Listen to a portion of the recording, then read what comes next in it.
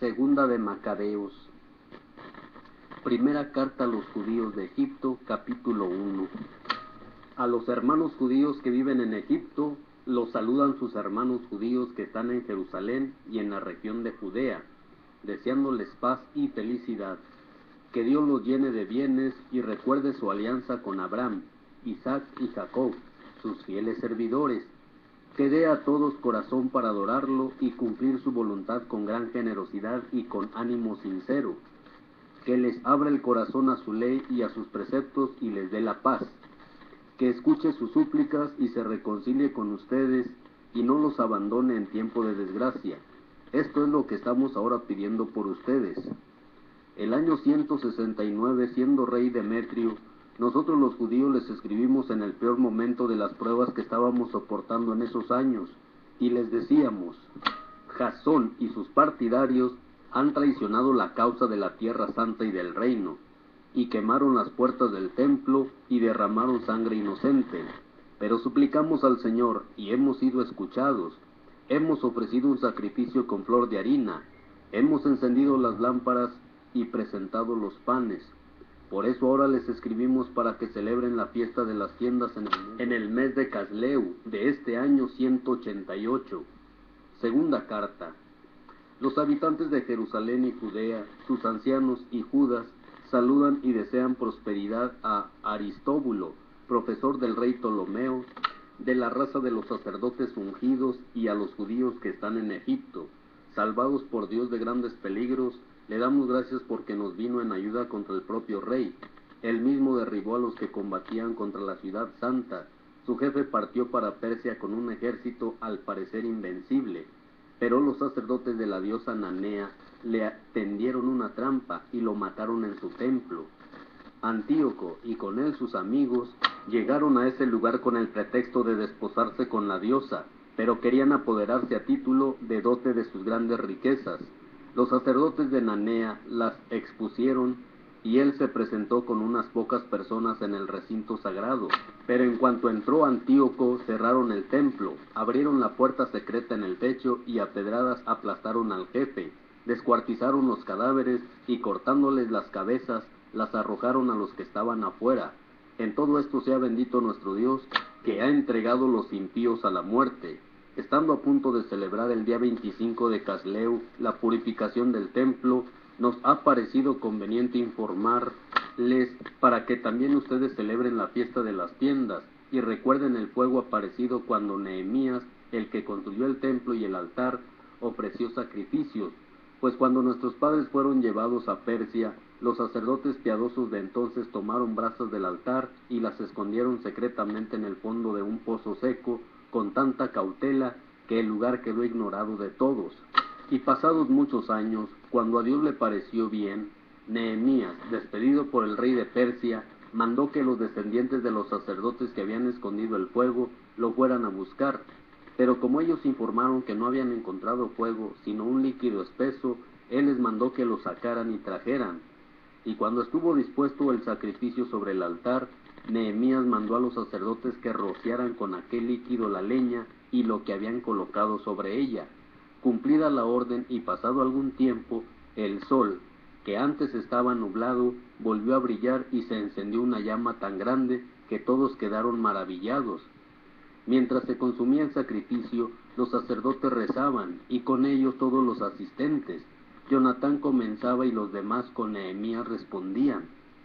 La oración era la siguiente: Señor, Señor, Dios creador de todo, temible y fuerte, justo y misericordioso, tú, Rey único y bueno, tú, solo generoso, solo justo, todopoderoso y eterno, que salvas a Israel de todo mal, que elegiste a nuestros padres y los santificaste, acepta este sacrificio por todo el pueblo de Israel, guarda tu heredad y santifícala. Reúne a los nuestros dispersos, da la libertad a los que están esclavizados entre las naciones. Vuelve tus ojos a los despreciados y humillados para que conozcan los paganos que tú eres nuestro Dios. Reprime a los que nos oprimen, nos insultan y nos tratan con desprecio. Planta a tu pueblo en tu lugar santo como dijo Moisés. Los sacerdotes cantaban los himnos. Cuando se consumieron las víctimas del sacrificio, Nehemías mandó derramar el líquido sobrante sobre unas grandes piedras. Hecho esto, se encendió una llamarada, pero fue vencida por el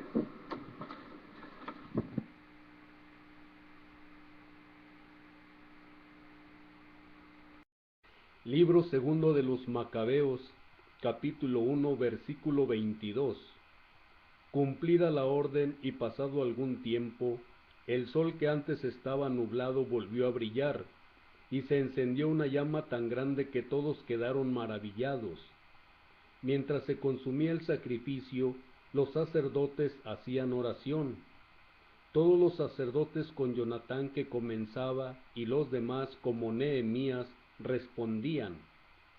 La oración era la siguiente: Señor, Señor Dios, Creador del todo, temible y fuerte, justo y misericordioso, tú, Rey único y bueno, tú, solo generoso, solo justo, todopoderoso y eterno, que salvas a Israel de todo mal, que elegiste a nuestros padres y los santificaste, acepta el sacrificio por todo tu pueblo Israel.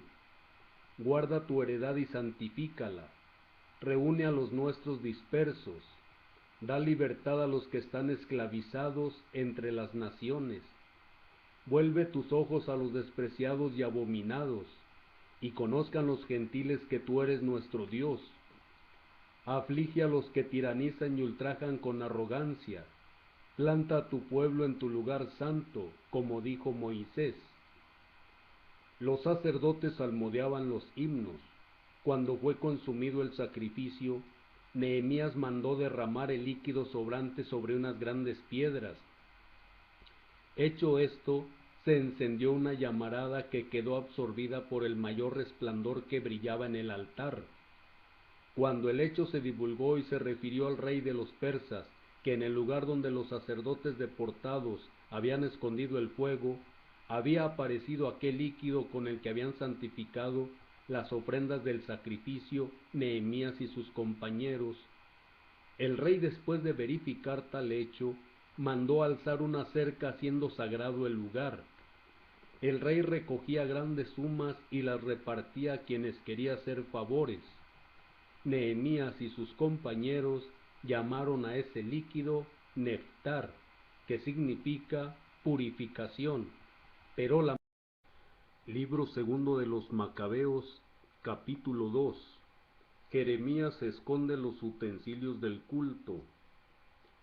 Se encuentra en los documentos que el profeta Jeremías mandó a los deportados que tomaran fuego como ya se ha indicado.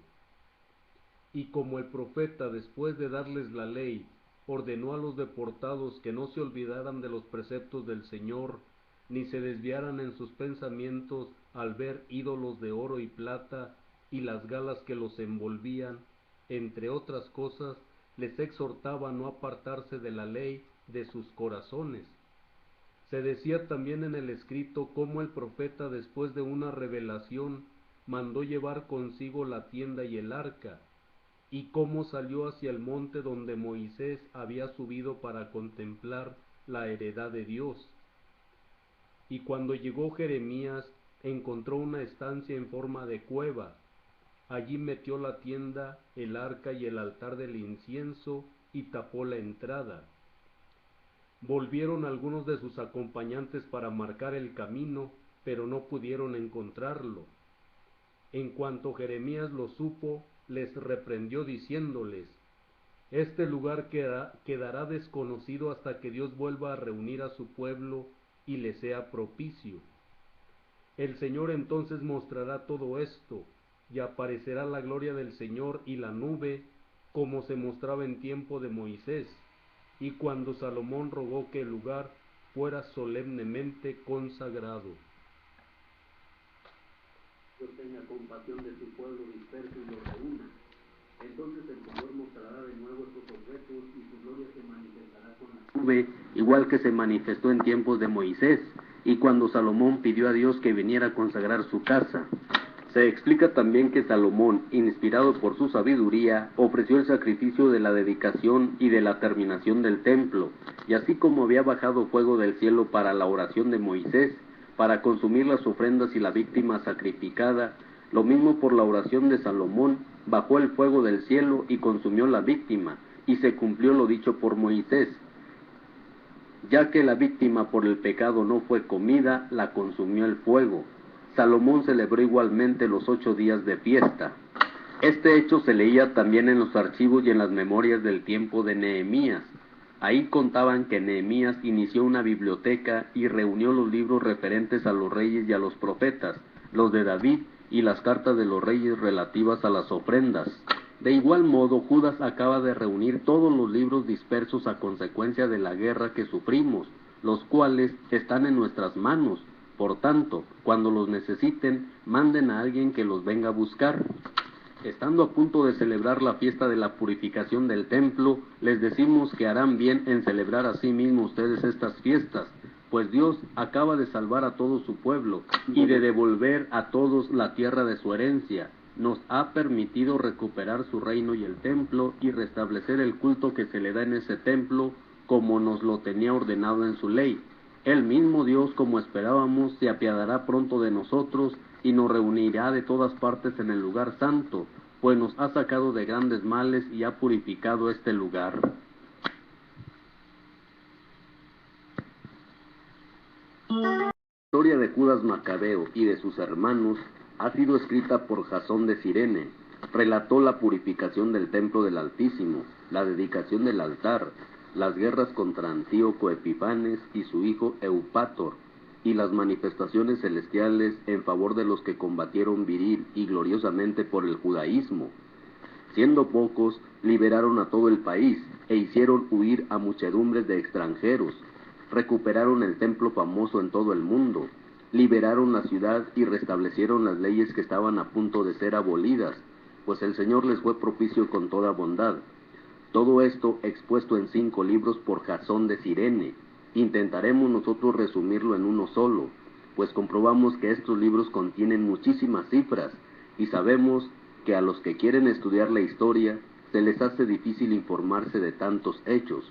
Por lo tanto, nos hemos preocupado por ofrecer algo atractivo a los que deseen leer, facilidad a los que quieran aprenderlo de memoria y provecho a cualquiera que lo lea. Para nosotros, que nos hemos encargado del trabajo penoso de este resumen, no ha sido una obra fácil, sino que nos ha costado harto hacerla, lo mismo que no resulta nada fácil preparar un banquete que sea del gusto de todos, pero hacemos como el organizador del banquete y soportamos con gusto esta fatiga para complacer a otros.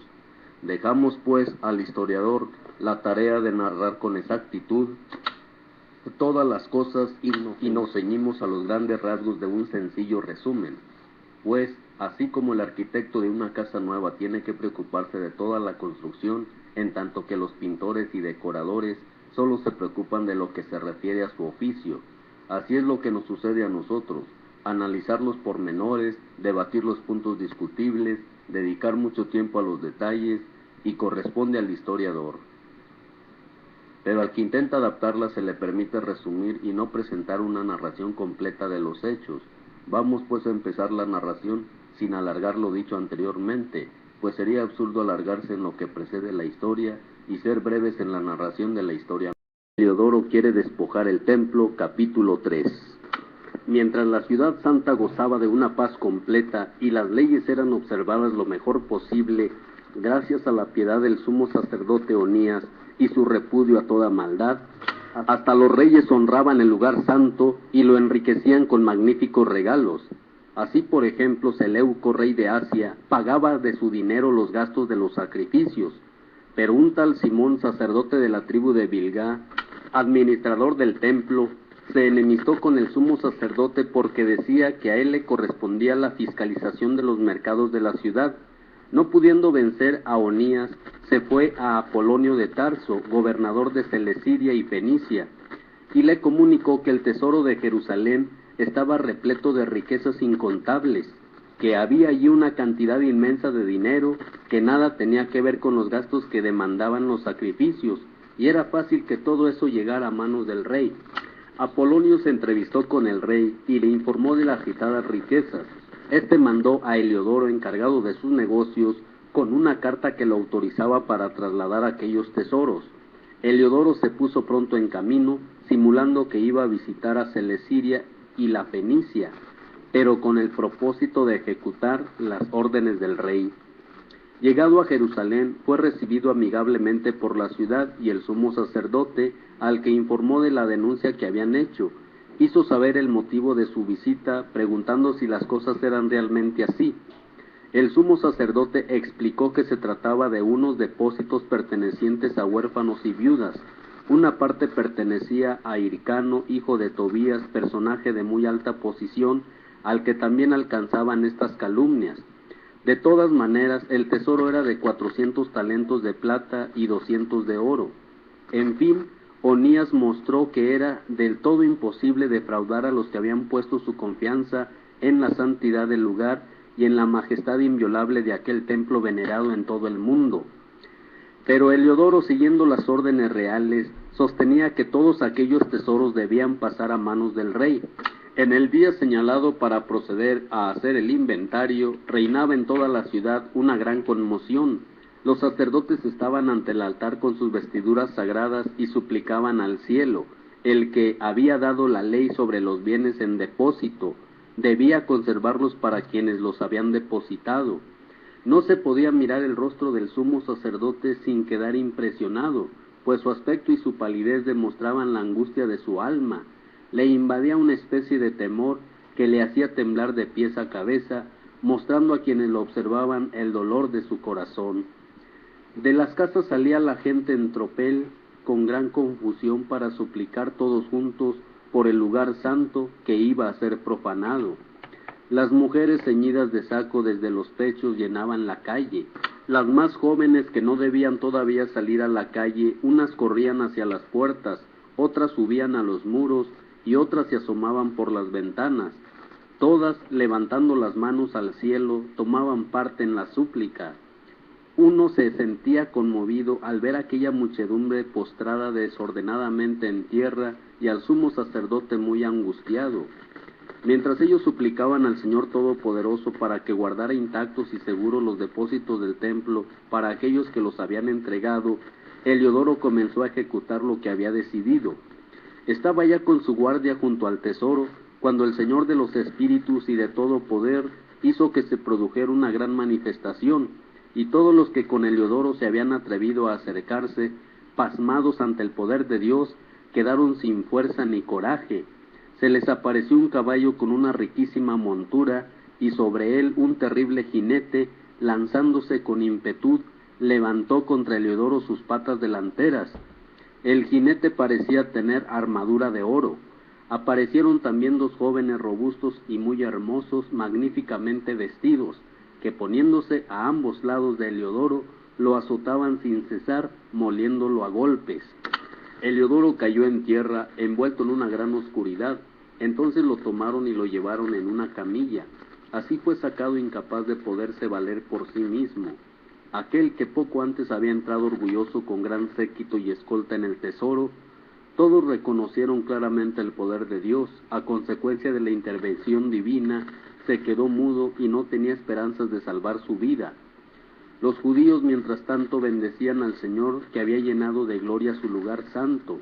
El templo, poco antes inundado de temor y miedo, se llenó de gozo y alegría por la extraordinaria manifestación de Dios. Luego algunos de los familiares de Heliodoro pidieron a Onías que invocara al Altísimo, para que él concediera la gracia de vivir al que estaba como muerto. El sumo sacerdote, por su parte, temía que el rey sospechara alguna maquinación de los judíos contra Heliodoro, y ofreció un sacrificio por su salud. Mientras el sumo sacerdote ofrecía el sacrificio de expiación, se aparecieron otra vez a Heliodoro los mismos jóvenes, vestidos de la misma manera, y poniéndose ante él le dijeron: «Da gracias al sumo sacerdote Onías, pues por él te concede el Señor la gracia de vivir, y tú, que has sido azotado por orden del cielo, haz saber a todos la grandeza del poder de Dios». Dicho esto, desaparecieron. Heliodoro, después de ofrecer al Señor un sacrificio y de orar largamente a aquel que le había perdonado la vida, se despidió de Onías y volvió con sus guardias donde el rey. Allí empezó a dar testimonio de las obras del Dios Altísimo que había visto con sus propios ojos. El rey preguntó a Heliodoro a quién podría mandar de nuevo a Jerusalén para realizar lo que él no había hecho.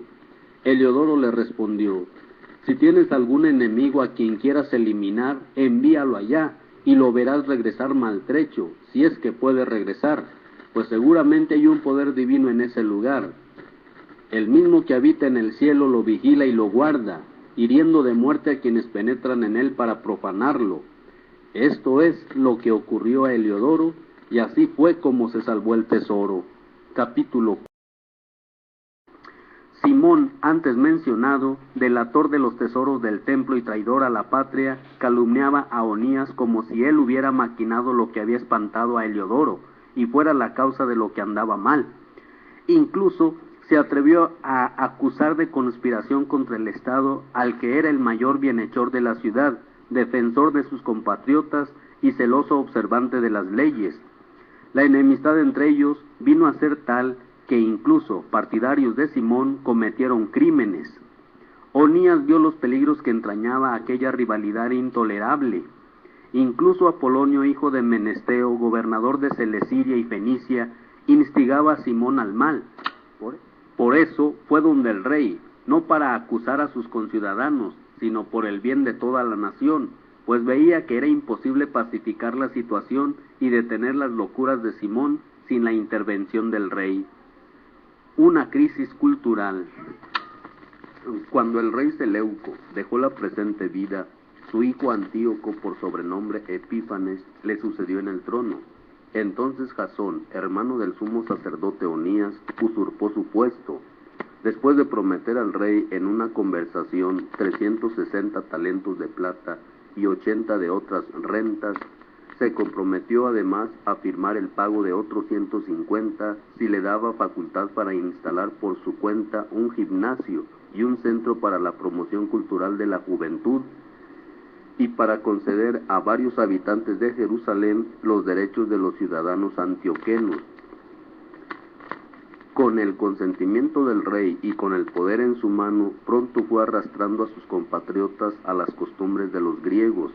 Renunció a los privilegios que los reyes habían concedido a los judíos por medio de Juan, padre de Eupólemo, el que hizo la embajada de amistad y alianza de romanos y judíos. Suprimió las instituciones legítimas e introdujo algunas costumbres nuevas contrarias a la ley.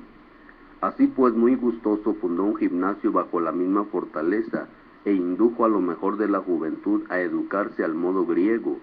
El paganismo se propagó por la influencia de Jasón, que tenía más de impío que de sumo sacerdote. Las costumbres griegas estaban tan de moda que los sacerdotes ya no demostraban interés por el servicio del altar, despreciaban el santuario y descuidaban los sacrificios, y en cuanto empezaba el lanzamiento del disco, corrían al estadio para tomar parte en competencias atléticas prohibidas por la ley. No apreciaban en nada los usos de sus padres y tenían por muy superiores los valores de los griegos. Y con esto se pusieron a sí mismos en una situación difícil, pues aquellos que tomaban como modelos y cuyas costumbres querían imitar en todo, vinieron a ser sus enemigos y tiranos, porque no se violan impunemente las leyes divinas. El período siguiente lo manifestará. Y cuando se celebraron en Tiro los juegos quinquenales en presencia del rey, el criminal Jasón envió como representantes a algunos ciudadanos antioquenos de los habitantes de Jerusalén y les encargó 300 dracmas de plata destinadas al sacrificio de Heracles.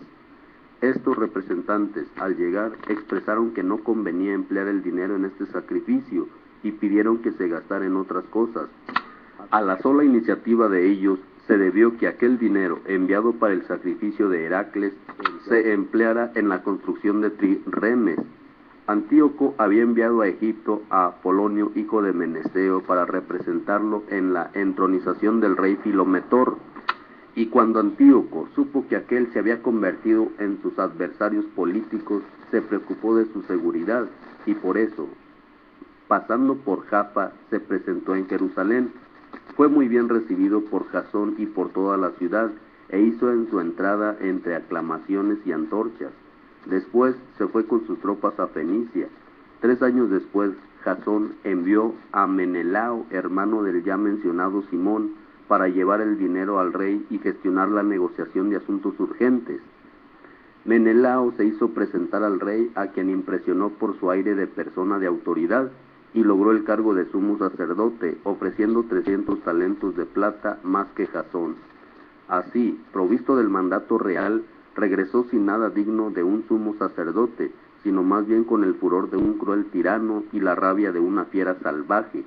Jasón, que por su parte había usurpado el cargo a su hermano, ahora suplantado por otro, tuvo que huir al país de Amán. Menelao tenía el poder, pero nada pagaba del dinero prometido al rey, aunque Sóstrato, comandante de la fortaleza, se lo reclamaba, pues el rey lo había encargado de cobrar los impuestos. Así que el rey mandó a llamar a ambos.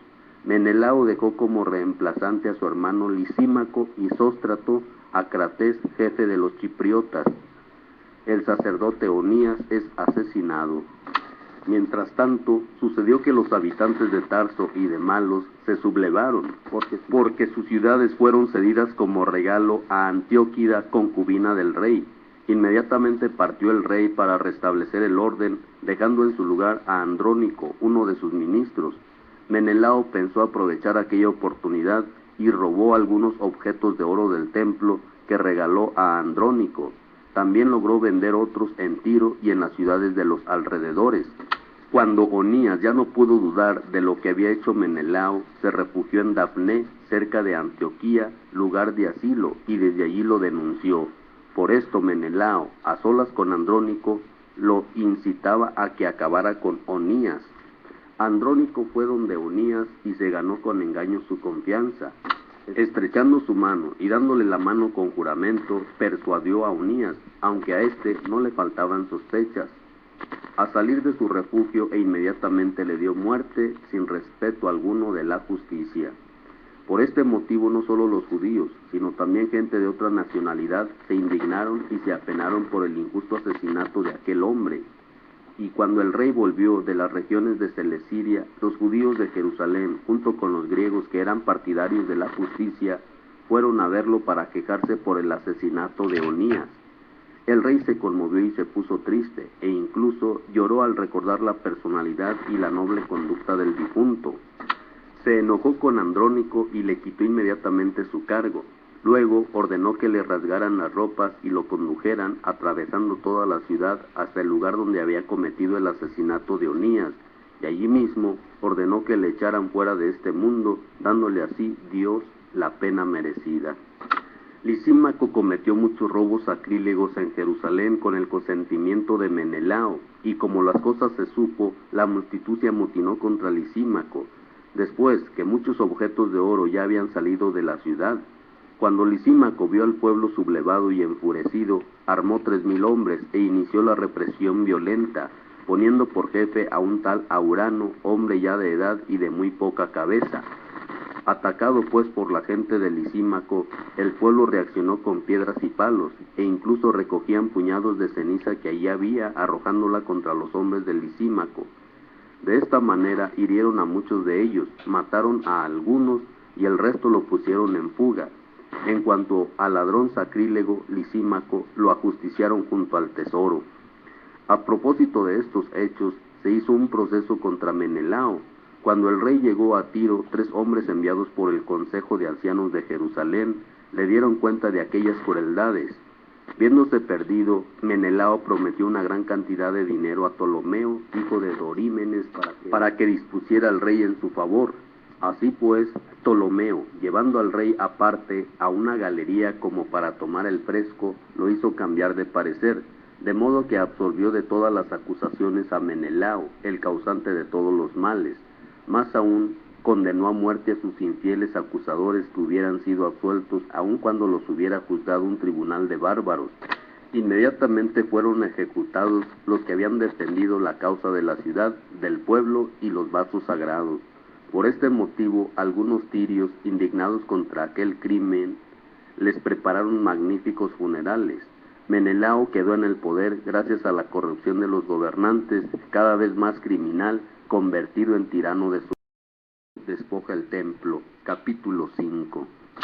Y por esta época, Antíoco preparaba una segunda expedición a Egipto, Sucedió que durante cerca de 40 días aparecieron en toda la ciudad, corriendo por los aires, jinetes vestidos de oro, tropas armadas y formadas en escuadrones, espadas desenvainadas, escuadrones de caballería en orden de batalla, ataques y cargas de una y otra parte, movimientos de escudos, muchas lanzas, flechas, lanzazos, resplandor de armaduras y corazas de toda clase.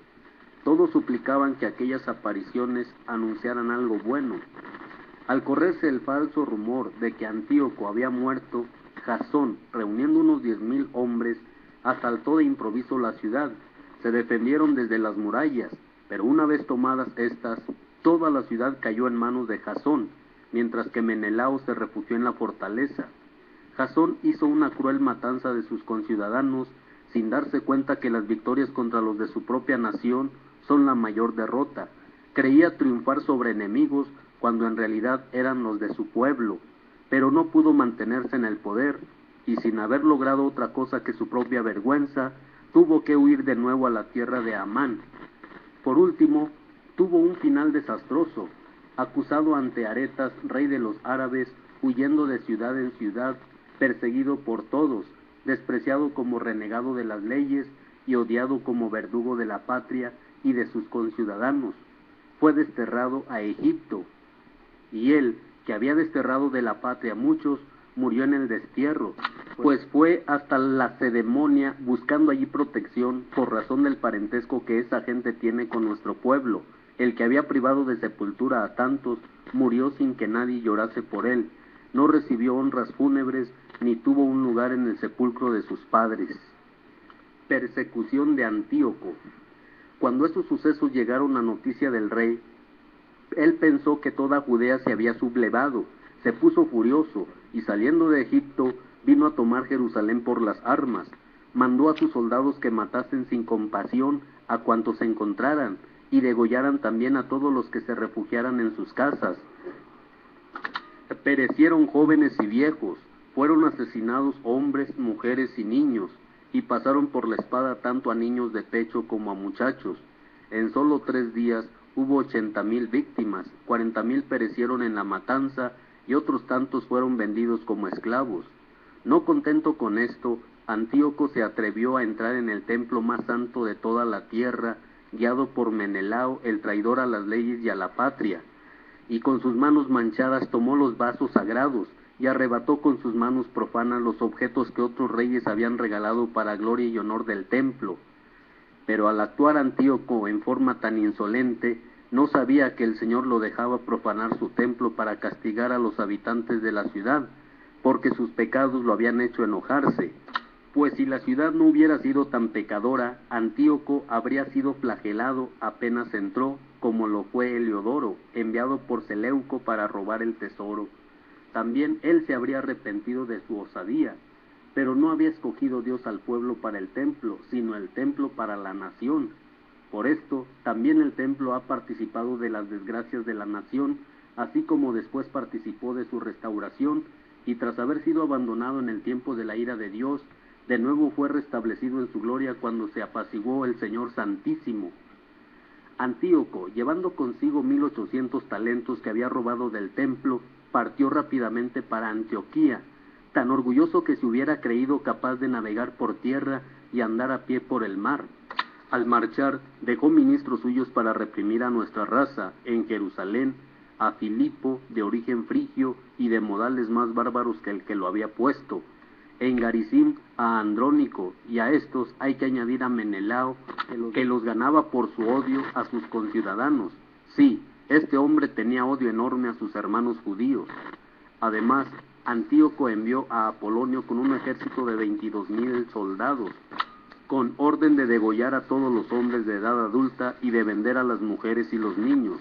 Llegando a Jerusalén simulando paz, esperó hasta el día sagrado del sábado. Entonces sorprendió a los judíos en su descanso, ordenó a sus ayudantes que hicieran un desfile militar y mató a todos los que habían ido a ver el espectáculo. Recorriendo las calles, los soldados mataron una gran muchedumbre. Y Judas Macabeo, sin embargo, y con él otros 10, se habían retirado al desierto, aceptando compartir la vida de los animales salvajes. Allí se alimentaban con puras legumbres, pues no querían comer carnes impuras. La persecución religiosa, capítulo 6. Poco tiempo después, el rey envió a Geronte el ateniense con el fin de obligar a los judíos a dejar las leyes paternas y a no vivir más según las leyes de Dios. Además, debían profanar el templo de Jerusalén, dedicándolo a Dios olímpico. De igual manera debían dedicar el templo del monte Garizim a Dios hospitalario, conforme a los deseos de los habitantes del lugar. Esta agravación del mal fue penosa e insoportable, incluso para la masa. El templo se vio invadido por las orgías de los paganos que venían a divertirse con las prostitutas. En los pórticos se efectuaba el comercio sexual. Además, introducían en el templo cosas no permitidas por la ley. El altar estaba cubierto de víctimas impuras, prohibidas por las leyes. Ya no se permitía celebrar el sábado u observar las costumbres de nuestros padres. No podía uno ni siquiera declarar que era judío. Por el contrario, eran obligados a celebrar mensualmente el Día del Rey con un sacrificio. Así también cuando llegaban las fiestas de Dionisio, eran obligados a seguir su desfile y a ponerse coronas de flores. Por sugerencia de los habitantes de Ptolemaida, se envió un decreto a las ciudades griegas vecinas, ordenándoles que procedieran de la misma forma contra los judíos que ahí vivían, y que éstos participaran en el sacrificio. Los que no quisieran adoptar las costumbres griegas serían degollados. Entonces se pudo apreciar la magnitud de los males que se venían encima. 2 mujeres fueron denunciadas por haber hecho sobre sus hijos el rito de la circuncisión. Las hicieron pasear por toda la ciudad con sus hijos atados a los pechos. Después las arrojaron por la muralla. Otros que se habían ocultado en una cueva para celebrar el sábado fueron denunciados a Filipo y quemados, sin que se defendieran por respeto al sábado. Ruego a los lectores de este libro que no se escandalicen por estas desgracias. Consideren que no sucedió esto para destrucción, sino para educación de nuestra raza. Y es que Dios demuestra su benevolencia cuando no deja que los pecadores sigan pecando durante largo tiempo, sino que al contrario, interviene pronto para castigarlos. Tratándose de los demás pueblos, Dios espera pacientemente que colme la medida de sus pecados para darles el castigo, mientras que con nosotros procede de una manera diferente, pues no espera para castigarnos que hayamos colmado la medida. Por eso nunca aparta su misericordia de nosotros y no abandona a su pueblo, incluso cuando nos castiga mediante la adversidad. Sirva lo anterior como una manera de hacer resaltar estas verdades. Y ahora continuemos el relato. Martirio de Eleazar. Eleazar, uno de los principales maestros de la ley, ya anciano y de noble aspecto, fue obligado abriéndole la boca a la fuerza a comer carne de cerdo, pero él prefirió una muerte honrosa a una vida infame. Fue voluntariamente al sacrificio y lo golpearon hasta que murió. Escupió el pedazo de carne con valentía, como lo deben hacer los que no desean hacer cosas prohibidas, aún a riesgo de perder la vida. Los que presidían ese banquete impío lo tomaron aparte, pues lo conocían desde hacía mucho tiempo y trataron de convencerlo que simulara comerse aquella carne, pero que comiera en realidad cosas permitidas preparadas por él mismo. De esta manera se libraría de la muerte, aprovechando esta benevolencia de sus amigos de siempre. Él prefirió tomar una noble resolución que correspondía a su ancianidad y a la vida irreprochable que había llevado desde su niñez, pero sobre todo por respeto a las santas leyes establecidas por Dios. Respondió que mejor lo enviaran al lugar de los muertos, y añadió: a nuestra edad sería indigno disimular, pues muchos jóvenes creerían que yo, a los 90 años, me he pasado a las costumbres paganas. Con esta simulación y por miedo a perder lo poco de vida que me queda, yo los llevaría a traicionar también a ellos, deshonrándome en mi vejez. Aunque ahora me salvara de los hombres, no me salvaría, sea vivo o muerto, de las manos del Todopoderoso. Por tanto, prefiero sacrificar mi vida con valentía, portándome como corresponde a mi vejez. Así dejaré a los jóvenes un ejemplo generoso, muriendo valientemente por las sagradas y santas leyes. Habiendo dicho esto, se entregó al suplicio. Los que mandaban consideraron que hablaba como una locura y cambiaron su suavidad anterior por dureza. Él, ya casi al morir, dijo gimiendo: el Dios santo que todo lo ve, sabe que pudiendo librarme de la muerte, sufro en mi cuerpo tormentos atroces, mas en mi alma sufro gustoso por el respeto que le tengo. Y con su muerte dejó un ejemplo de nobleza y un monumento de virtud y fortaleza. Martirio de los 7 hermanos, capítulo 7. Y también arrestaron a 7 hermanos con su madre. El rey quiso obligarlos, haciéndolos azotar con nervios de buey, a que comieran carne de cerdo prohibida por la ley. Uno de ellos, hablando a nombre de todos, dijo: ¿qué quieres preguntarnos y saber? Estamos prontos a morir antes que a quebrantar la ley de nuestros antepasados. El rey se enfureció e hizo poner al fuego ollas y sartenes, y cuando estuvieron ardientes, ordenó que cortaran la lengua al que había hablado el nombre de todos, le arrancaran la piel de la cabeza y le cortaran pies y manos a la vista de sus hermanos y de su madre. Cuando estuvo completamente mutilado, el rey ordenó que, estando todavía vivo, lo acercaran al fuego y lo echaran en una sartén. Mientras el vapor de la sartén se esparcía a lo lejos, los otros se daban valor mutuamente, y con la madre para morir con valentía, y decían: el Señor Dios todo lo ve, y en realidad tiene compasión de nosotros, tal como lo anunció a Moisés en su cántico. En él dice claramente: el Señor tendrá piedad de sus servidores. Cuando el primero dejó de este modo la vida, trajeron al suplicio al segundo. Después de haberle arrancado la piel de la cabeza con los cabellos, le preguntaron: ¿qué prefieres, comer carne de cerdo o ser torturado en todo tu cuerpo? Él contestó en la lengua de sus padres: no comeré, por lo cual fue también sometido a la tortura. En el momento de entregar el último suspiro, dijo: asesino, nos quitas la presente vida, pero el Rey del mundo nos resucitará. Nos dará una vida eterna a nosotros que morimos por sus leyes. Después de esto castigaron al tercero. Presentó la lengua tan pronto como se lo mandaron y extendió sus manos con intrepidez. Tuvo además el valor de declarar: de Dios he recibido estos miembros, pero por amor a sus leyes los desprecio, y de Dios espero recobrarlos. El propio rey y su corte se conmovieron por el valor de este joven que despreciaba sus sufrimientos. Una vez muerto éste, sometieron al cuarto a las mismas torturas. A punto de expirar, se expresó así: más vale morir a manos de los hombres y aguardar las promesas de Dios que nos resucitará. Tú, en cambio, no tendrás parte en la resurrección de la vida. Trajeron enseguida al quinto y lo torturaron, pero él, fijando los ojos en el rey, le decía: aunque mortal, tienes la autoridad sobre los hombres y haces lo que quieres. Sin embargo, no pienses que nuestra raza está abandonada por Dios. Espera un poco y verás su gran poder cuando te atormenten a ti y a tus descendientes. Después de este, fueron a traer al sexto, quien dijo a punto de morir: no te equivoques. En verdad, es por causa de nosotros mismos que sufrimos todo esto, porque pecamos contra nuestro propio Dios. Por eso nos han pasado cosas asombrosas, pero tú no te imagines que vas a quedar impune después de haber hecho la guerra a Dios. Por encima de todo, se debe admirar y recordar a la madre de ellos, que vio morir a sus 7 hijos en el espacio de un día. Lo soportó, sin embargo, incluso con alegría, por la esperanza que ponía en el Señor, llena de nobles sentimientos, animaba a cada uno de ellos en el idioma de sus padres, estimulando con ardor varonil sus reflexiones de mujer, y les decía: no me explico cómo nacieron de mí, no fui yo la que les dio el aliento y la vida, no fui yo la que les ordenó los elementos de su cuerpo. Por eso, el Creador del mundo, que formó al hombre en el comienzo y dispuso las propiedades de cada naturaleza, les devolverá en su misericordia el aliento y la vida, ya que ustedes los desprecian ahora por amor a sus leyes. Antíoco pensó que se burlaba de él y sospechó que eran palabras injuriosas.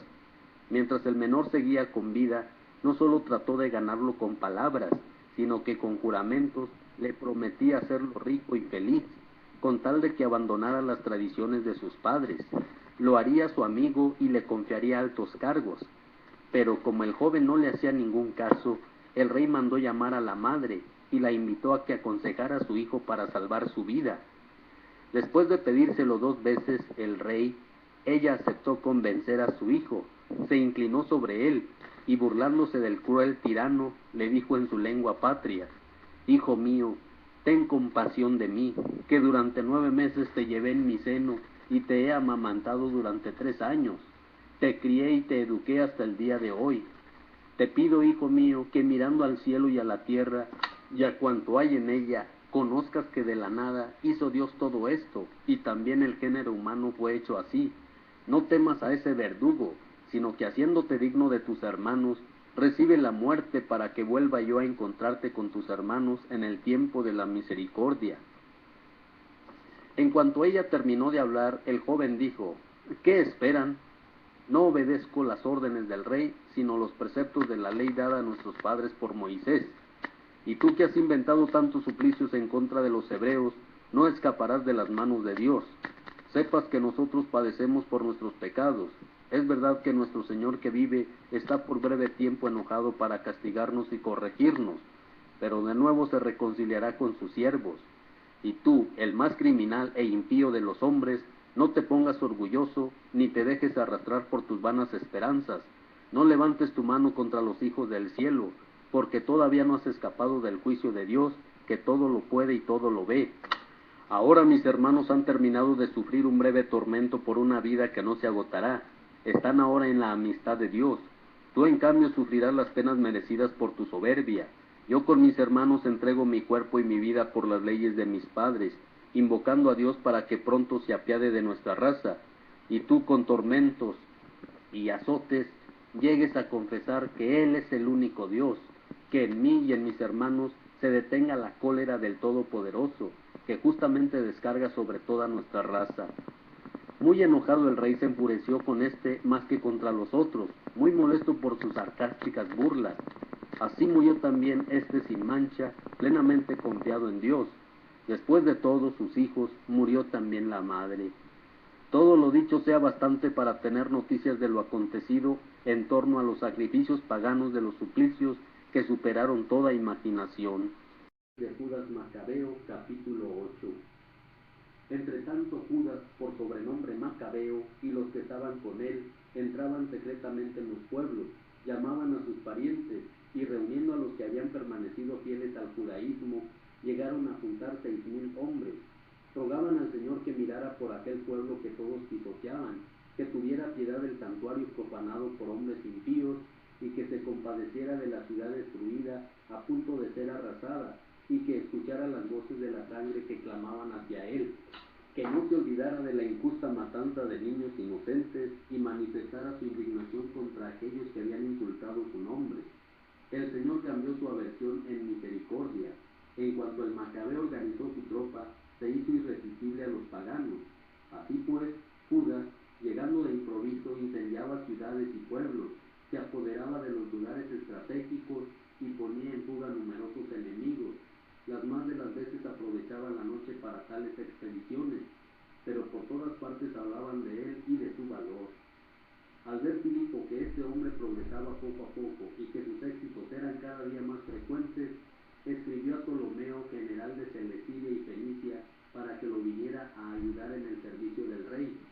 Este nombró enseguida a Nicanor, hijo de Patroclo, uno de sus primeros amigos, y lo envió al frente de unos 20,000 hombres procedentes de todas las naciones, con la orden de acabar con todos los judíos, y puso a su lado a Porquías, general de mucha experiencia en asuntos de guerra.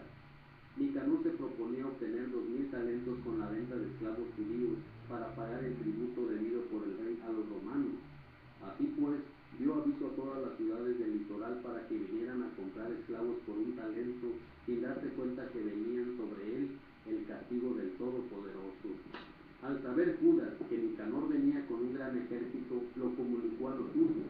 Entonces los cobardes y los que no tenían confianza en la justicia divina se dieron a la fuga.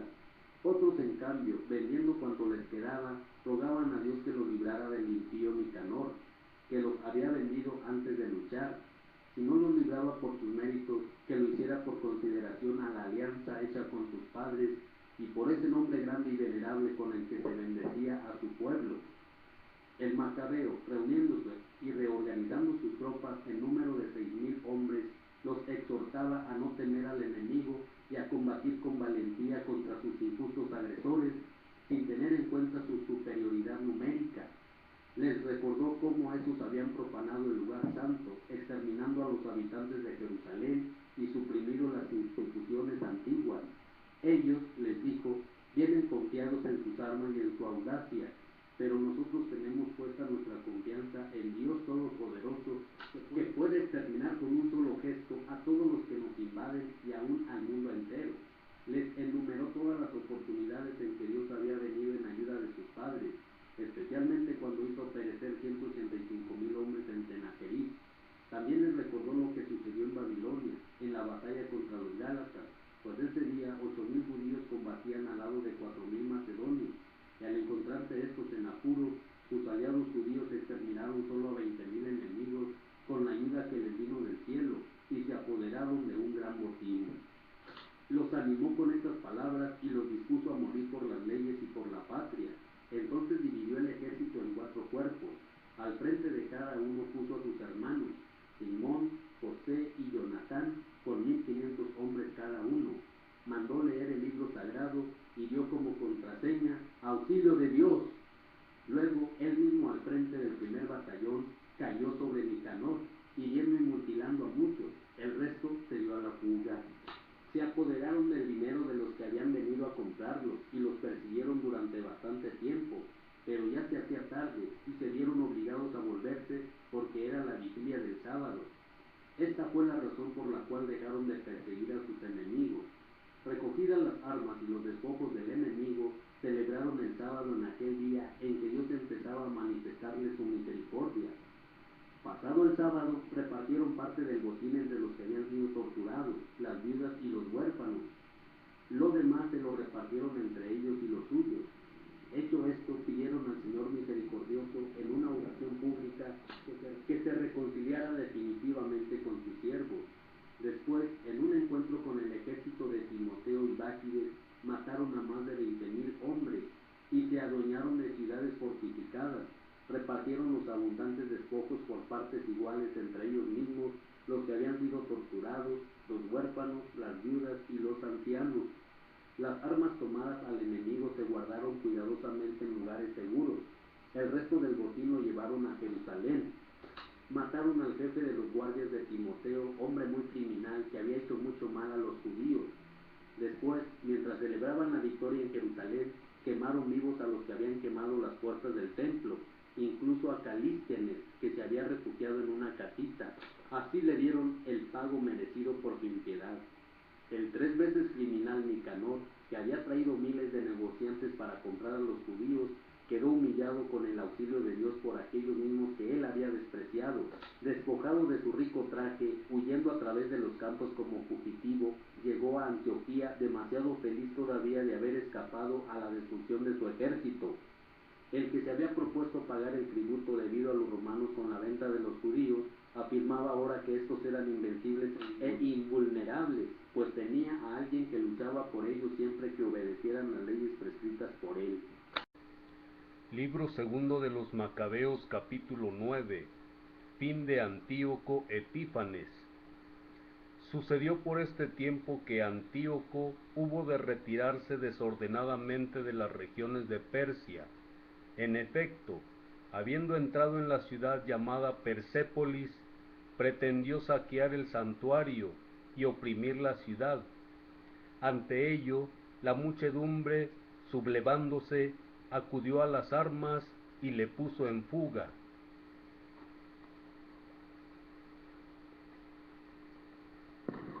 Los del lugar echaron a Antíoco y a los suyos, que huyeron muy avergonzados. Al llegar a Ecbatana, le informaron de lo ocurrido en Israel a sus 2 generales, Nicanor y Timoteo. Enfurecido, se propuso hacer pagar a los judíos la ofensa que acababa de recibir en Persépolis cuando lo obligaron a huir. Mandó al conductor de su carro que apresurara la marcha y no parara hasta terminar el viaje. Ya el juicio de Dios venía sobre él, pues orgulloso decía: en cuanto llegue a Jerusalén, la convertiré en un cementerio de judíos. Pero el Señor que todo lo ve, el Dios de Israel, lo castigó con una enfermedad incurable de carácter interno. Acababa de hablar cuando sintió en su estómago un dolor insoportable y comenzó a ser torturado en todo su cuerpo. Esto era totalmente justo para quien había torturado de igual manera a otros con un sinnúmero de suplicios nuevos, pero no por eso se puso menos arrogante. Enfurecido contra los judíos, dio orden de apresurar aún más la marcha, pero como su carro corría muy fuerte, Antíoco cayó y se le descompuso todo el cuerpo. Poco antes pensaba dominar con su orgullosa superioridad desde las montañas hasta el mar. Ahora tenía que ser llevado en una camilla, dando a todos testimonio evidente del poder de Dios. Tan podrido estaba su cuerpo que hasta gusanos tenía, y sus carnes vivas aún caían a pedazos entre desgarramientos y dolores. Su fetidez era intolerable y apartaba a todo el ejército. Nadie se acercaba al que poco antes pensaba tocar los astros del cielo con la mano. Solamente entonces, torturado por aquellas llagas, comenzó a decaer su soberbia. Al ver que sus dolores aumentaban, se dio cuenta que era un castigo de Dios. Ni él mismo podía soportar su fetidez. Decía: ¿es justo someterse a Dios? El mortal no debe igualarse a él. Y el desdichado oraba a Dios cuando éste ya no quería compadecerse de él. Había marchado a Jerusalén para arrasarla y convertirla en un cementerio. Ahora prometía reconstruirla y declararla ciudad libre. Ofrecía además igualar con los atenienses a aquellos judíos a los cuales había negado sepultura y que habían de ser arrojados junto con sus hijos a las fieras. Había saqueado el templo y profanado el lugar sagrado. Ahora prometía adornarlo ricamente, devolverle en mayor número los vasos sagrados y pagar todos los gastos de los sacrificios. Y en fin, prometía que se haría judío y recorrería todos los lugares proclamando el poder de Dios. Todavía más, como ni aun así disminuían sus dolores, porque había caído sobre él el justo juicio de Dios, desesperado por su salud, escribió a los judíos esta carta suplicante diciéndoles: a los honrados ciudadanos judíos, mucha salud, prosperidad y bienestar de parte del rey y general Antíoco. Si están ustedes bien, junto con sus hijos, y se les cumplen sus deseos, demos gracias al cielo, recordando sus muestras de cariño y benevolencia. Al volver de Persia, enfermé de gravedad, por lo que me ha parecido necesario preocuparme de la seguridad común de todos ustedes. No desespero de mi situación, antes bien, tengo gran esperanza de salir de esta enfermedad. Pero consideré que también mi padre, cuando salía para alguna campaña militar hacia las regiones altas, designaba a su futuro sucesor para que sus súbditos no se preocuparan si sucedía algún hecho imprevisto o se anunciaba alguna desgracia y supieran todos en manos de quién quedaba el poder. También me doy cuenta que los reyes y príncipes vecinos están espiando la ocasión y esperando el momento oportuno. Por eso he designado rey a mi hijo Antíoco, a quien ya les había presentado y recomendado a la mayoría de ustedes cuando tenía que ir a las regiones del norte. A él le he escrito la carta que les comunico. Les pido pues que, teniendo en cuenta los beneficios que recibieron de mí, todos y cada uno de ustedes, conserven su benevolencia hacia mí y hacia mi hijo. Estoy seguro de que él, siguiendo mi política con moderación y humanidad, vivirá en buen acuerdo con ustedes. De esta forma acabó aquel blasfemo y asesino, sufriendo atroces tormentos. Murió entre montañas y en tierras extrañas, con una muerte miserable. Su compañero Filipo transportó su cuerpo y luego se retiró a Egipto, a la corte de Ptolomeo Filometor, porque temía al hijo de Antíoco. Judas purifica el templo. Y con la ayuda de Dios, el Macabeo y los suyos se apoderaron del templo y de la ciudad. Destruyeron los altares levantados por los extranjeros en las plazas, así como en los recintos sagrados. Purificado el templo, hicieron otro altar, y después de sacar fuego del pedernal, ofrecieron sacrificios tras 2 años de interrupción. De nuevo quemaron incienso, prendieron las lámparas y colocaron los panes de la presencia. Hecho esto, tirados en el suelo, le pedían al Señor que no les mandara más tales desgracias, y que si llegaban de nuevo a pecar, los corrigiera con suavidad y no los entregara otra vez en manos de extranjeros blasfemos y feroces. Sucedió que la purificación del templo tuvo lugar en la misma fecha en que los extranjeros lo habían profanado, es decir, el 25 del mes Casleu. Por 8 días celebraron con alegría la fiesta, de la misma manera que se celebraba la fiesta de las chozas, recordando cómo, poco tiempo antes, por esa misma fecha, andaban escondiéndose en los cerros y cuevas como si fueran fieras. Por ello, llevando tirsos, ramas verdes y palmas, entonaban himnos a aquel que había llevado a buen término la purificación de su lugar santo. Por votación pública, decidieron que la nación entera de los judíos conmemorara todos los años este acontecimiento. Judas vence a los idumeos. Acabamos de decir cuál fue el fin de Antíoco llamado Epifanes. Vamos ahora a narrar los acontecimientos sucedidos bajo Antíoco Eupator, hijo del impío, resumiendo las desgracias debidas a las guerras. En efecto, una vez heredado el reino, puso al frente de sus asuntos a Lisias, también general supremo de Celesiria y Fenicia. Pues bien, Ptolomeo, llamado Macrón, fue el primero en hacerles justicia a los judíos, y conmovido por las injusticias que con ellos se cometían, trató de solucionarles satisfactoriamente todos sus problemas. Pero los amigos del rey Eupator tomaban pretexto de esto para acusarlo ante el rey. Lo llamaban continuamente traidor, recordando que había abandonado la isla de Chipre, que Filometor le había confiado para pasarse al partido de Antíoco Epifanes. Al no poder desempeñar con decoro tan alto cargo, desesperado, se envenenó y así acabó con su vida. Fue entonces cuando Gorgías, nombrado general de aquellas regiones, comenzó a pagar tropas que hostigasen sin tregua a los judíos. Entonces también los idumeos, dueños de fortalezas muy importantes, hostigaban a los judíos y acogiendo a los fugitivos de Jerusalén, procuraban prolongar la guerra. Los partidarios del Macabeo, después de suplicar y pedir al Señor que vinieran a combatir a su lado, atacaron las fortalezas de los idumeos. Dieron el asalto y las plazas fuertes cayeron en su poder. Rechazaron a los que peleaban en la muralla, degollando a cuantos caían en sus manos, y mataron más de 20,000 hombres. No menos de 9,000 se refugiaron en 2 torres muy bien fortificadas, con todo lo necesario para resistir un asedio prolongado. El Macabeo, dejando a Simón, José Zaqueo y a los que con ellos estaban con fuerzas suficientes para mantener el asedio, se marchó donde más falta hacía su presencia.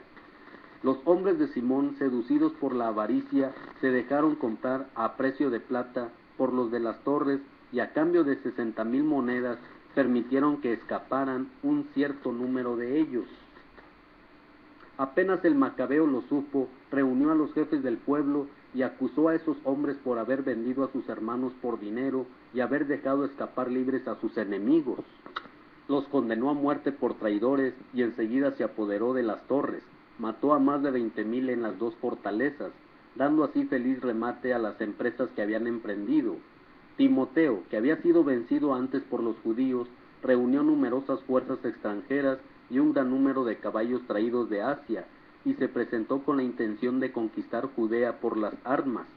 Ante su avance, los hombres del Macabeo, suplicando a Dios, se cubrieron de polvo la cabeza y se vistieron de saco, y postrándose al pie del altar, pedían a Dios que se portara bien con ellos y mal con sus enemigos, que hiciera adversario de sus adversarios, como está escrito en la ley. Y terminada la oración, tomaron las armas y se alejaron de la ciudad, pero cuando llegaron cerca del enemigo se detuvieron. Apenas salido el sol, se entabló la batalla. Unos llevaban como garantía de éxito y victoria, además de su valor, la confianza en su Señor. Otros combatían inspirados por el odio. En lo más encarnizado de la batalla, se aparecieron desde el cielo a los enemigos 5 hombres resplandecientes, que montados sobre caballos con bridas de oro, encabezaban a los judíos. Rodeando al Macabeo lo defendían con sus armas, haciéndolo invulnerable, y al mismo tiempo lanzaban flechas y rayos contra los enemigos, que caían y se dispersaban en el mayor desorden, heridos de ceguera. Murieron 20,500 de a pie y 600 jinetes. Timoteo se refugió en una fortaleza muy bien guardada llamada Gázara, donde mandaba Quereas. Las fuerzas del Macabeo asediaron con gran valentía la fortaleza durante 4 días. Los de dentro, confiados en la solidez de la fortaleza, proferían insultos y maldiciones. Cuando amaneció el 5.º día, 20 jóvenes de las tropas del Macabeo, enfurecidos por las blasfemias que oían, se lanzaron valientemente contra la muralla, y con su salvaje furia mataron a cuantos se les ponían delante. Otros aprovecharon esta diversión para subir también a la muralla, prendieron fuego a las torres y encendieron hogueras, quemaron vivos a los blasfemos. Los primeros echaron a tierra las puertas para que entrara el resto del ejército y se apoderaron de la ciudad. Mataron a Timoteo, que se había escondido en un pozo, así como a su hermano Quereas y a Apolófanes. Al término de esta hazaña entonaron himnos de alabanzas al Señor, que había engrandecido a Israel y le había dado la victoria. Guerra con Lisias, capítulo 11. Poco tiempo después, Lisias, tutor y pariente del rey, que era jefe del gobierno, muy disgustado por todo lo sucedido, reunió casi 80,000 hombres y todas las fuerzas de caballería, y se puso en marcha contra los judíos con la intención de hacer de la ciudad de Jerusalén una población de griegos, convertir el templo en fuente de ingresos como los demás santuarios de los paganos, y poner cada año en venta el cargo de sumo sacerdote. No tomaba en cuenta para nada el poder de Dios. Subió con sus regimientos de infantería, sus millares de jinetes y sus 80 elefantes. Entró en Judea, se acercó a Betsur, ciudad fuerte a unos kilómetros de Jerusalén, y la sitió.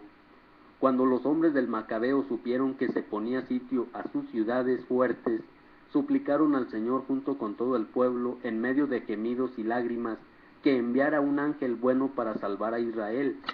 El Macabeo en persona tomó él primero las armas y exhortó a los demás a que juntamente con él afrontaran el peligro y ayudaran a sus hermanos. Partieron todos juntos llenos de entusiasmo. Cuando estaban cerca de Jerusalén, apareció, poniéndose al frente de ellos, un jinete vestido de blanco, con armadura de oro. Todos a una voz bendijeron entonces a Dios misericordioso, y sintieron enardecerse sus ánimos, dispuestos no solo a acometer a hombres, sino aún a las fieras más salvajes y a murallas de hierro. Avanzaban equipados con este aliado enviado del cielo, pues el Señor se había compadecido de ellos. Se lanzaron como leones sobre los enemigos, abatieron 11,000 hombres de a pie y 1,600 jinetes, y obligaron a huir a los demás. La mayoría de ellos huyeron heridos y desarmados, hasta el mismo Lisias, para poder salvarse, huyó vergonzosamente. Lisias, que era hombre inteligente, reflexionando sobre la derrota que había sufrido, comprendió que los hebreos eran invencibles, porque el Dios poderoso luchaba con ellos.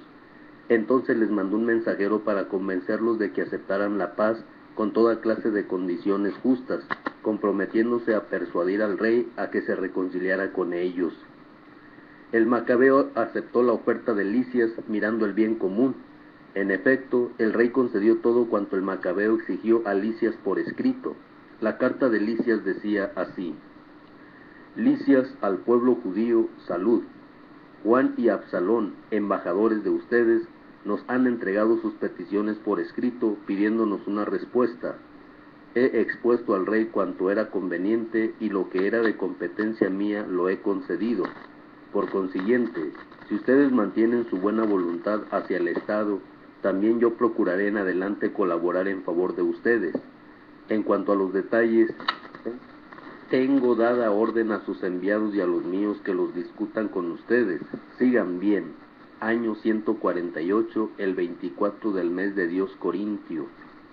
La carta del rey decía lo siguiente: el rey Antíoco saluda a su hermano Lisias. Al tomar la sucesión de nuestro padre, que pasó a donde viven los dioses, deseamos que todos nuestros súbditos vivan sin inquietudes y se puedan dedicar cada uno a sus propias ocupaciones. Habiendo oído que los judíos no están de acuerdo en adoptar las costumbres griegas, como era voluntad de mi padre, y ruegan se les permita vivir según sus leyes, deseando por nuestra parte que esta nación viva en paz, hemos decretado que les sea restituido el templo y se les deje vivir según las leyes y costumbres de sus padres. Harás bien, pues, si envías embajadores para pactar la paz con ellos, que sepan nuestro firme propósito, y así se tranquilicen y puedan dedicarse con alegría a sus propias ocupaciones. La carta del rey al pueblo judío era esta: el rey Antíoco al consejo de los ancianos y a todo el pueblo judío, salud. Si gozan de buena salud, nos alegramos de ello, también nosotros estamos bien. Nos ha informado Menelao que desean volver a sus casas y a sus ocupaciones.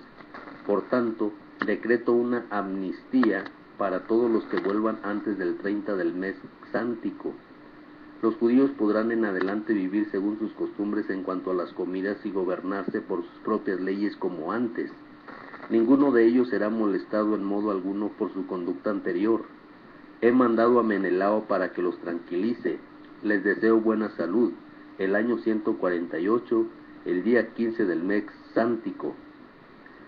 Y también los romanos les enviaron una carta con el siguiente contenido: Quinto Memio y Tito Mnaio, enviados de los romanos, saludan al pueblo judío.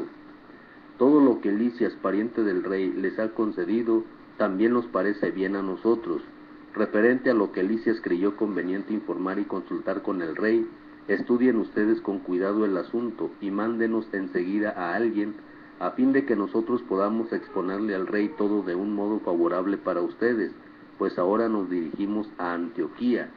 Dense prisa, pues, en enviarnos a algunos de ustedes para que conozcamos sus planteamientos. Les deseamos buena salud. El 15 del mes xántico del año 148. Campañas y victorias contra los pueblos vecinos, capítulo 12. Y concluidos estos pactos, Lisias volvió junto al rey y los judíos comenzaron a dedicarse a las labores del campo. Pero los jefes de las diversas regiones, Timoteo y Apolonio, hijo de Geneo, así como Jerónimo y Demóstenes, además de Nicanor, jefe de los chipriotas, no los dejaban gozar de paz y reposo. Además, los habitantes de Jaffa cometieron este enorme crimen. Con pretexto de agradar a los judíos que vivían entre ellos, la ciudad decidió que harían un paseo junto con sus mujeres e hijos en unas naves que tenían preparadas. Disimularon sus malas intenciones y los judíos aceptaron para mostrar sus deseos de convivencia pacífica y su ausencia de recelos. Pero cuando se hallaron en alta mar, los echaron al agua y perecieron como 200 personas. Cuando Judas Macabeo se enteró de la crueldad cometida con sus compatriotas, se lo comunicó a sus hombres, y después de invocar a Dios justo juez, se puso en camino contra los asesinos de sus hermanos. Incendió por la noche el puerto, y quemó las embarcaciones, y pasó a cuchillo a los que se habían refugiado allí. Pero como cerraron las puertas, no pudo entrar en la ciudad, y se retiró con intención de volver otra vez, y exterminar por completo a todos los habitantes de Jaffa. Supo entre tanto que los habitantes de Jabnia querían actuar de la misma forma con los judíos que allí habitaban. Atacó también de noche a los jamnitas, e incendió el puerto y las naves. El incendio fue tal que el resplandor se veía desde Jerusalén a distancia de 50 kilómetros. Se alejaron de allí para marchar contra Timoteo, pero a unos 2 kilómetros los atacaron 5,000 árabes apoyados por 500 jinetes. Se armó una sangrienta batalla en la cual los hombres de Judas salieron vencedores con la ayuda de Dios. Los árabes vencidos pidieron la paz, se comprometían a darles ganado y ayudarlos en adelante. Judas, convencido de que en efecto podrían serle útiles, hizo la paz con ellos y se retiraron a sus campamentos. Judas atacó una ciudad fortificada con fosos y murallas llamadas Caspín. Vivían en ellas gentes de todas las razas. Los sitiados, que se sentían seguros por la robustez de los muros y porque tenían sus almacenes llenos de alimentos, despreciaban y trataban groseramente con insultos a los hombres de Judas. Además, proferían blasfemias y palabras sacrílegas. Los hombres de Judas, después de invocar al gran soberano del mundo, que sin máquinas de guerra había derribado los muros de Jericó en tiempos de Josué, se lanzaron ferozmente contra los muros. Dios quiso que se apoderaran de la ciudad, y entonces hicieron tal carnicería que el lago vecino, de 500 metros de largo, parecía lleno de sangre. Batalla de Carnión. Tras una marcha de 150 kilómetros, llegaron a Jaraca, donde los judíos llamados tubienses, allí no pudieron encontrar a Timoteo, pues éste se había ido sin haber conseguido nada, dejando en el lugar una guarnición muy fuerte. Dositeo y Sosípatro, jefes de las tropas del Macabeo, marcharon contra ellos y exterminaron la guarnición de más de 10,000 hombres dejados por Timoteo. El Macabeo entonces, ordenando su ejército en batallones, puso a aquellos dos a su cabeza y se lanzó contra Timoteo, que tenía consigo 20,000 hombres de infantería y 2,500 jinetes. Al saber Timoteo que Judas venía contra él, envió a las mujeres y a los niños y buena parte del equipaje a una fortaleza llamada Carnión, lugar inexpugnable y de difícil acceso, porque estaba rodeado de profundos desfiladeros. Y cuando se presentó el primer batallón de Judas, el miedo y el pánico se apoderaron de los enemigos como consecuencia de una aparición de aquel que todo lo ve. Emprendieron la fuga unos por un lado y otros por otro, de manera que eran arrastrados por sus propios compañeros y heridos por sus mismas espadas. Judas los perseguía con furia y ardor, acuchillando a aquellos criminales, de los que mató a 3,000. Timoteo vino a caer en manos de las tropas de Dositeo y Sosípatro. Pidió con gran astucia que lo dejaran libre, pues decía, estaban en su poder los padres y hermanos de muchos judíos, y serían aniquilados con toda certeza si a él le quitaban la vida. Cuando los hubo convencido, a fuerza de palabras, de que los devolvería sanos y salvos a sus hermanos, lo dejaron libre. Luego partió Judas hacia Carnión y Atargateión, y allí dio muerte a 25,000 hombres. Después de haber derrotado y destruido a estos enemigos, dirigió una expedición contra la ciudad amurallada de Efrón, donde se había establecido Lisias con gente de todas las razas. Jóvenes robustos, apostados ante las murallas, combatían con valor. En el interior había muchas reservas de máquinas y proyectiles de guerra. Después de invocar al Señor, que aplasta con energía las fuerzas de los enemigos, los judíos se apoderaron de la ciudad y mataron unos 25,000 de los que estaban dentro. Partiendo de allí, fueron hasta Escitópolis, ciudad que está a 120 kilómetros de Jerusalén. Pero como los judíos que allí vivían atestiguaron que los habitantes de aquella ciudad se habían portado bien con ellos y les habían dado buena acogida en los tiempos en que estaban perseguidos, Judas y los suyos se los agradecieron y les exhortaron a que también, en lo sucesivo, fueran benévolos con los de su raza. Hecho esto, se volvieron a Jerusalén, pues ya estaba cerca la fiesta de las semanas, o sea, Pentecostés. Después de la fiesta llamada de Pentecostés, marcharon contra Gorgías, gobernador de Idumea. Este salió a su encuentro con 3,000 hombres de infantería y 400 jinetes. Entablada la batalla, cayeron algunos de los judíos. Dositeo, jinete de las tropas de Basenor, hombre muy valiente, agarró a Gorgías por su capa y lo traía con fuerza, porque quería capturar vivo a aquel criminal. Pero un jinete tracio se echó sobre él y le partió el hombro, así que Gorgías pudo huir hacia Marisá. Judas vio que los hombres de Esdrías estaban muy cansados, pues llevaban mucho tiempo luchando. Por eso suplicó al Señor que se hiciera su aliado y los encabezara en el combate. Luego entonó en su lengua patria un himno guerrero, irrumpió de improviso en las tropas de Gorgías y las derrotó. El sacrificio por los muertos. Judas, después de reorganizar el ejército, se dirigió hacia la ciudad de Odolam. Como era fin de semana, se purificaron y celebraron allí el sábado. Al día siguiente buscaron a Judas para ir a recoger los cuerpos de los muertos y a sepultarlos con los suyos en los sepulcros de sus padres. Bajo la túnica de cada muerto encontraron objetos consagrados a los ídolos de Jamnia, prohibidos por la ley a los judíos. Comprendieron entonces por qué habían muerto.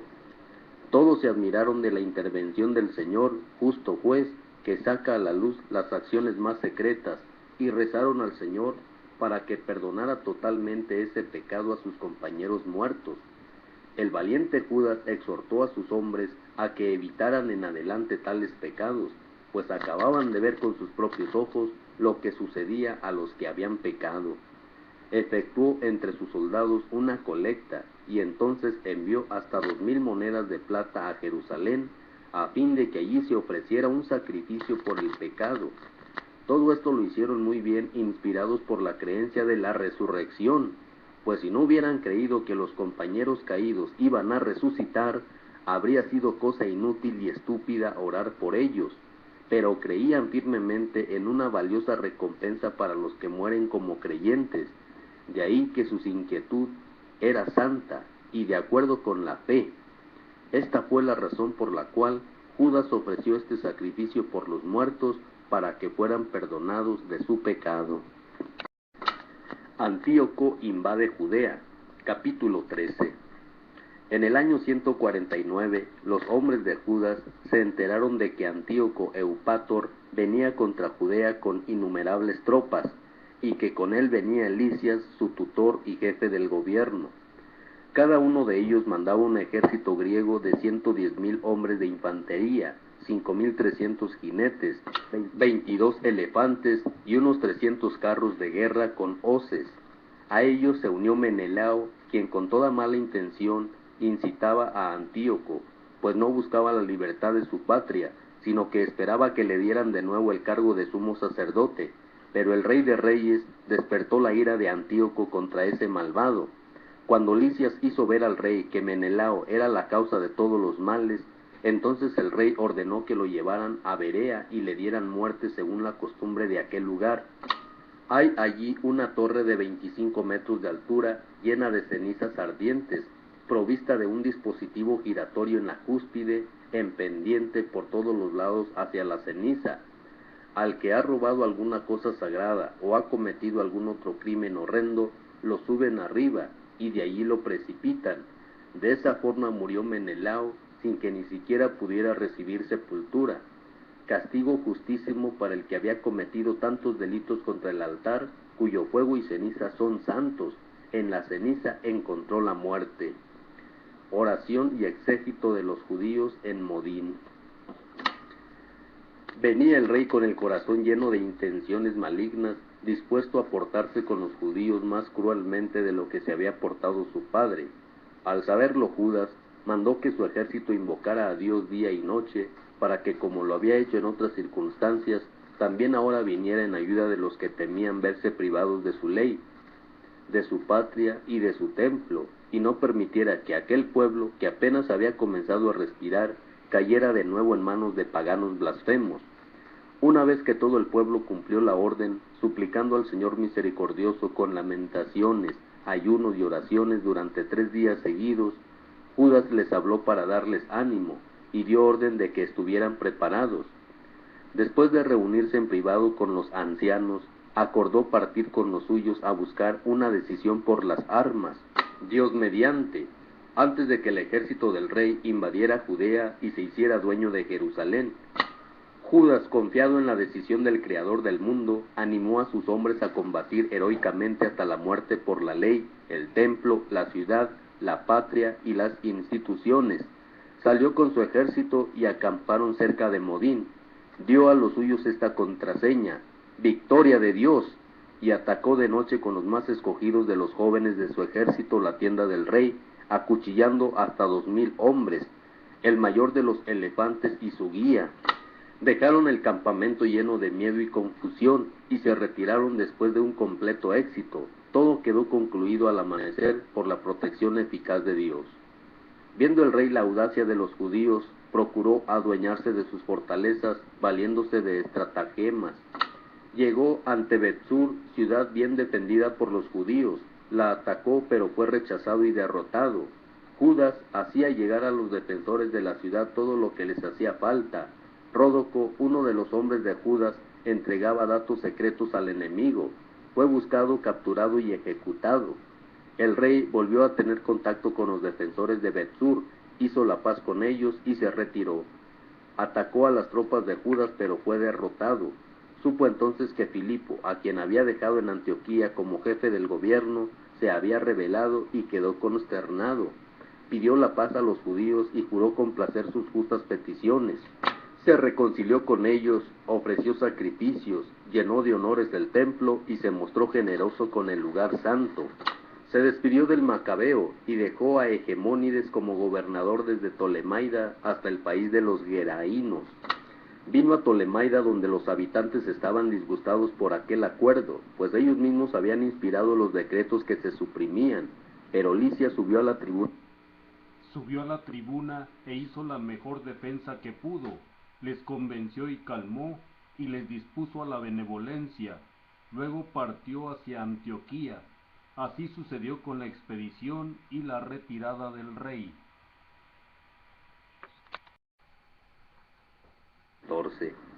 Después de 3 años, llegó a los hombres de Judas la noticia de que Demetrio, hijo de Seleuco, había desembarcado en Trípoli con una gran flota y un poderoso ejército, que se habían hecho dueño del reino y había dado muerte a Antíoco y a su tutor Lisias. Un tal Alcimo, que antes había sido sumo sacerdote, pero que se había desprestigiado en tiempo de la rebelión, comprendió que de ninguna forma volvería a ser aceptado para el servicio del altar sagrado. Fue pues al encuentro del rey Demetrio, hacia el año 151, y le ofreció una corona de oro, una palma y además unos ramos de olivo del templo. Aquel día no pidió nada, pero encontró una ocasión propicia para sus malos designios al ser llamado al consejo de Demetrio. Cuando le preguntaron con qué disposiciones y ánimos se encontraban los judíos, respondió: entre los judíos existe un partido llamado Asideo, encabezado por Judas Macabeo, que fomenta guerras y rebeliones e impide que se restablezca el orden en el país. Por eso yo fui despojado de la dignidad de mis antepasados, el sumo sacerdocio, y vine aquí, mirando antes que todos los intereses del rey, pero también los de mis compatriotas, pues el fanatismo de esos hombres hunde nuestro pueblo en una gran miseria. Entérate, oh rey, de todo esto. Mira por nuestro país y por nuestra nación asediada por todas partes con esa benevolencia que tú tienes para todos, pues mientras Judas subsista, le es imposible al Estado alcanzar la paz. En cuanto Alcimo dijo esto, los demás amigos del rey, que sentían aversión hacia Judas, se apresuraron a incitar a Demetrio contra él. Designó inmediatamente a Nicanor, que dirigía el escuadrón de elefantes, lo nombró general para Judea y lo envió con la orden de matar a Judas, dispersar a todos sus hombres y restablecer a Alcimo como sacerdote del templo sublime. Los paganos que habían huido de Judea por temor a Judas acudieron muy numerosos a Nicanor, pensando que las desgracias y la derrota de los judíos serían victoria para ellos. La tregua entre Nicanor y Judas. Y cuando los hombres de Judas se enteraron de la venida de Nicanor y de la invasión de los paganos, se cubrieron de polvo, invocando a aquel que había establecido a su pueblo para siempre y que en cada oportunidad protegía a los suyos con milagros manifiestos. Luego se pusieron en marcha bajo las órdenes de su jefe y la lucha se entabló cerca de Desau.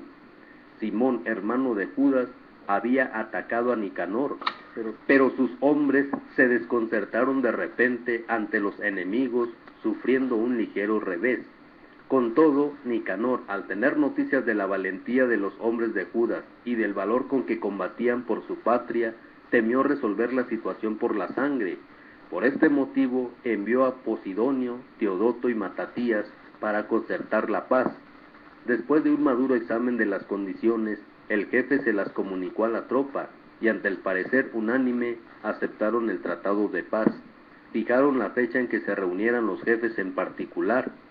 Se adelantó un vehículo por cada lado y prepararon asientos. Judas dispuso en lugares estratégicos hombres armados, preparados para el caso de que se produjera alguna repentina traición de parte enemiga, pero tuvieron una buena entrevista. Nicanor pasó un tiempo en Jerusalén sin hacer mal alguno y disolvió a las tropas que en masa se le habían unido. Siempre tenía a Judas consigo, sentía gran aprecio por él, le aconsejó que se casara y tuviera hijos. Judas se casó y vivía tranquilamente disfrutando de la vida. Alcimo, viendo el buen entendimiento entre los dos, se hizo una copia del acuerdo pactado y fue donde Demetrio, acusando a Nicanor de actuar en contra de los intereses del Estado, ya que había nombrado ayudante suyo a Judas, el enemigo del reino. El rey, excitado e influenciado por las calumnias de aquel malvado, se enfureció y escribió a Nicanor para comunicarle su disgusto por el pacto y ordenarle que de inmediato le mandara encadenado a Macabeo a Antioquía. Y cuando supo esto, Nicanor quedó consternado, pues le costaba romper lo pactado sin que Judas hubiera faltado en algo, pero no podía oponerse a las órdenes del rey, por eso buscaba la ocasión para cumplirlas por medio de algún engaño. El Macabeo se dio cuenta que Nicanor le daba un trato más reservado y se ponía más duro en las entrevistas acostumbradas, y comprendió que aquella conducta no anunciaba nada bueno. Empezó a reunir a algunos de los suyos y no se dejó ver ya por Nicanor. Este debió darse cuenta de que Judas se le había escapado sin deslealtad. Sin embargo, se presentó al templo santo en el momento en que los sacerdotes ofrecían los sacrificios rituales y les exigió que le entregaran a Judas. Estos aseguraron con juramento que no sabían dónde estaba el que buscaba. Entonces él le extendió la mano hacia el santuario e hizo este juramento: si no me entregan encadenado a Judas, arrasaré este lugar consagrado a Dios, destruiré el altar y aquí mismo levantaré un espléndido templo a Dionisio. Y dicho esto, se fue. Los sacerdotes, con las manos tendidas al cielo, invocaron a aquel que sin cesar defendió a nuestra nación, diciendo: a ti, Señor del universo, que nada necesitas, te agradó tener entre nosotros un templo donde moras. Por eso pues conserva siempre limpia de profanación esta casa que acaba de ser purificada. Racis, uno de los ancianos de Jerusalén, fue denunciado a Nicanor como varón muy patriota, de muy buena fama, y llamado por su bondad padre de los judíos. En el anterior período de confusión había sido acusado de judaísmo y se había entregado totalmente y con mucho entusiasmo a la defensa del judaísmo. Pues bien, Nicanor, queriendo mostrar su odio contra los judíos, mandó más de 500 soldados a tomarlo preso. Creía que con aprisionarlo daba un grave golpe a los judíos. Cuando ya los soldados estaban a punto de ocupar la torre y forzar la puerta de entrada, ya mandaban a buscar fuego para incendiarla. Racis, rodeado por todas partes, se hirió en el vientre con su espada. Prefirió morir valerosamente antes que caer en manos extrañas y sufrir ultrajes indignos de su noble origen. Pero a causa de su precipitación no había acertado el golpe, y al ver que las tropas ya entraban por las puertas, reunió sus fuerzas para subir a lo alto del muro y se arrojó varonilmente encima de los soldados. Ellos se retiraron y fue a caer en el espacio vacío. No había muerto todavía, y encendido en valor, se levantó a pesar de la sangre que perdía por todas partes y de sus otras heridas, y atravesó corriendo la tropa. Se detuvo sobre una roca abrupta, y allí, casi sin sangre, se agarró los intestinos con ambas manos y los arrojó sobre la muchedumbre, y así, invocando el nombre del Señor de la vida y del Espíritu, para que se la devolviera un día, dejó la vida. Victoria de Judas y muerte de Nicanor, capítulo 15. Nicanor se enteró de que los hombres de Judas estaban en los alrededores de Samaria y se dispuso a atacarlos con toda seguridad un día sábado. Los judíos que por fuerza lo acompañaban le decían: no intentes aniquilarlos tan feroz y bárbaramente, ten respeto por el día sábado, pues aquel que todo lo ve, lo distinguió y lo declaró santo. Pero el malvado preguntó si en efecto había en el cielo un soberano que hubiera ordenado santificar el sábado. Ellos respondieron: el propio Señor vivo, soberano del cielo, es el que ha mandado celebrar el día séptimo, pues yo como soberano sobre la tierra mando tomar las armas y ejecutar los decretos del rey. Pero no pudo llevar a cabo sus propósitos impíos.